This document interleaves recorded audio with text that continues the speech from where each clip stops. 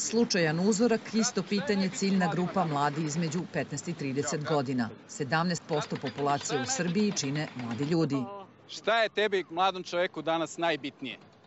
Pa ne znam, najbitnije je da si zadovoljan svojim životom, da si zadovoljan sa ljudima koji te okružuju, zadovoljan da budeš srećan, da budeš zdrav. To je otprilike to. Hvala. Nadam se da nisam nešto mnogo razočarao. Šta je tebi najbitnije? Internet. Internetom. Šta to znači? Pa Facebook, YouTube, Google i to. Provod sigurno. Provod uživanci.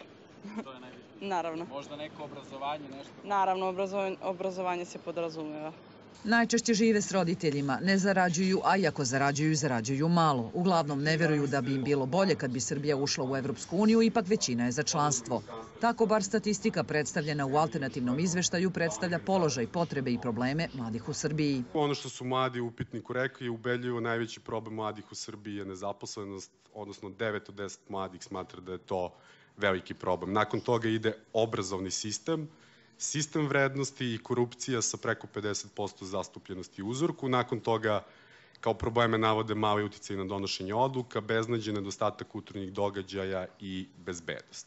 Zabrinjavajući podaci dobijeni su na jedno jednostavno pitanje. Najčešći motiv za odlazak mladih iz mesta u kom žive su potraga za boljim poslom, veće šanse za zaposlenje kao i bolji uslovi za život. Skoro polovina mladih ispitanika se ne dvoumi oko toga gde želi da dočeka starost. Od institucija mladi najviše poverenja imaju u vojsku, za kojom ne zaostaje mnogo ni crkva. Obrazovanje i dalje predstavlja problem, kao i mogućnosti koje ih očekuju na tržištu rada. U političare 3/4 mladih u Srbiji nema poverenja.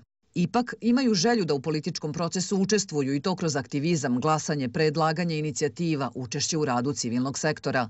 Ministarstvo omladine i sporta takođe ima svoja istraživanja, a na osnovu njih određuje i svoje prioritete. To je znači nezaposlenost mladih ljudi, stvaranje uslova za poboljšanju zaposlenost, ali kroz međusektorsku saradnju. I to je ono čemu i cijela vlada radi, naše ministarstvo. Drugi prioritet koje naše ministarstvo ima jeste aktiviranje mladih ljudi, dakle taj aktivizam, participacija. S jedne strane jesu jedan deo koji su odnosno na volontiranje i volonterske aktivnosti, ali suština jeste da mladi ljudi na neki način kroz ukupan obrazovni sistem i način rada postanu svesni toga da samo svojim aktivizmom mogu više doprinesu. Alternativni izveštaj pokazuje da se mladi u Srbiji u ogromnoj većini informišu preko interneta. Šta više, na nivou statističke greške je broj onih koji svakodnevno nisu na društvenim mrežama.